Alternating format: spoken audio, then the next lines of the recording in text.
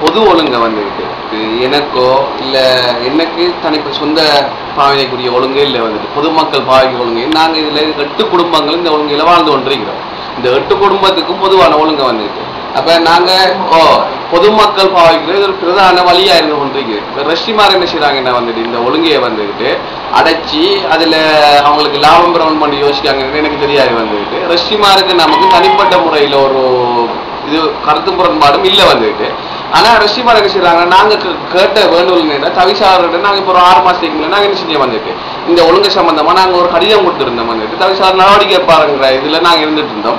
அதே மாதிரி கடந்த 12ஆம் தேதி நாங்கள் பிரதேச செயலகத்துக்கும் அதே மாதிரி தவிசாளருக்கும் நாங்கள் சட்ட நடவடிக்கை எடுத்து இந்த ஒழுங்கு எங்களுக்கு இந்த பிரதான வீதியோட சேர்ந்த பொதுமக்கள் பாவனைக்குரிய வீதியை எங்களுக்கு விசாலப்படுத்தி தருமாறு நாங்கள் கேட்டுக்கொண்டோம். தவிசாளர் சொன்னார் வந்துட்டு என்னென்னா நாங்கள் இதை என்ன செய்யறோம் வந்துட்டு இந்த ஒழுங்கு சம்பந்தமாக நான் பள்ளி ரஷ்டிமாவோட பேசி தீர்மானத்தை அடுத்தாரன்னு சொல்லி சொன்னார்.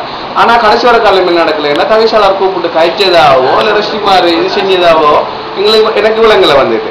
அப்ப நான் என்ன நானான ரீதியில நான் அவர்கிட்ட அணுக போகல வந்துட்டு ஊருக்கு தலைவர் தவிசாளர்ங்கிற ரீதியில நான் அவர்கிட்ட அணுக போனது இந்த விஷயங்கள நடவடிக்கை எடுத்தாங்கன்னு சொன்னது. அதே மாதிரி போலீசார மெட்டப்பள்ளிவாசல் போய் கொடுத்த கம்ப்ளைண்ட்டுக்கு என்னையும் போலீசார் கூப்பிட்டு விசாரிச்சாங்க. விசாரிச்ச டைம் நான் எடுத்து பார்த்தேன் இந்த உறுதியிலிருந்து இந்த 8 குடும்பத்துக்குரிய உறுதியிலிருந்து சகல ஆவணங்களும் எங்களுக்கு இந்த ஒழுங்கு காட்டப்பட்டிருக்கு. 1970ஆம் ஆண்டுல இருந்து இந்த ஒழுங்கை வந்துகிட்டு தெற்கொழுங்கையாக காட்டப்பட்டிருக்கு. அதே போல வந்துட்டு ஓடாவியா இல்லைன்னு சொல்லி போட்டு 82ஆம் ஆண்டே கெசட் பண்ணப்பட்டிருக்கு. ஓடாவியா இல்லைன்னு சொல்லி போட்டு 82ஆம் ஆண்டே கெசட் பண்ணப்பட்டிருக்கு. அப்ப இது ஒரு தனிநபர் இதுக்காக வேண்டி தான் ஏற்கனவே அவங்க பள்ளிவாசல் ஒழுங்கை விட்டுத்தன்னு சொன்னாங்க. நான் அவங்க ஒழுங்கை விட்டு தரல.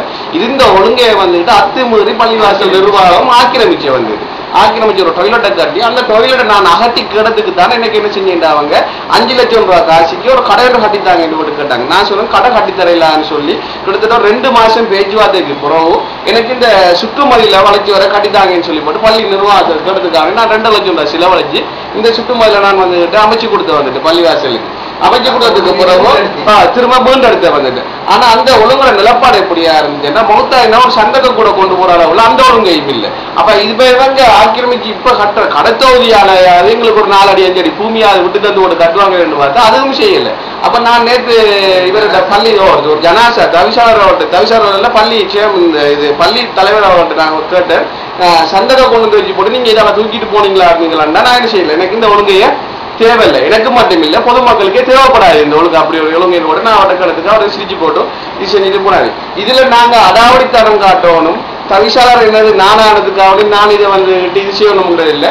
நாங்கள் சட்ட நடவடிக்கை எடுக்கிறதுக்காக வேண்டி இப்போ நான் என்ன செய்யறோம் நான் கோர்ட்ஸ் மூலமா நாங்கள் என்ன செய்ய போகிறோம் வந்து இதுக்குரிய தீர்வு எங்களுக்கு பெற்றுத்தாங்கன்னு சொல்லி போட்டு நாங்கள் கோர்ட்ஸ் மூலமா இதுக்குரிய இதுக்கு நாங்கள் போய் கொண்டு இருக்கிறோம் வந்துக்கிட்டு. தவிசாளருக்கும் இதுக்கு சம்பந்தம் இல்லை. தவிசாளரை சேர்த்தா நாங்கள் கோர்ட்ஸுக்கும் இதுல கேஸுக்கு தவிசாளரும் வந்து கொடுக்க வேண்டிய பல இதுகள் இருக்கு. சட்ட ரீதியான இதுகளை தவிசாளரும் அங்கே வந்து கோர்ட்ஸ்ல வந்து சொல்ல வேண்டிய கட்டத்தில் தானே பேருந்து கொண்டிருக்காரு.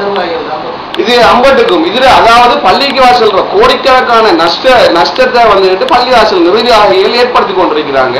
இது அம்பட்டுக்கும் உரிய இதையும் வந்துட்டு நான் கோர்ட்ஸ்லையும் கேட்டுக்கொண்டிருக்கிறேன். அப்படின்னா இதுல இழப்பீடுகளை நிர்வாகிகள் வந்துட்டு இந்த இழப்பீடுகளை சொந்த செலவுல இருந்தா என்ன செய்யணும் இது பள்ளிவாசல கொடுக்கணும் கோர்ட்ஸ்ல எங்க கேட்டுக்கொண்டிருக்கிறான்னு சொல்லி போட்டு என்ன ஒரு செஞ்சு கொடுக்குறாங்க.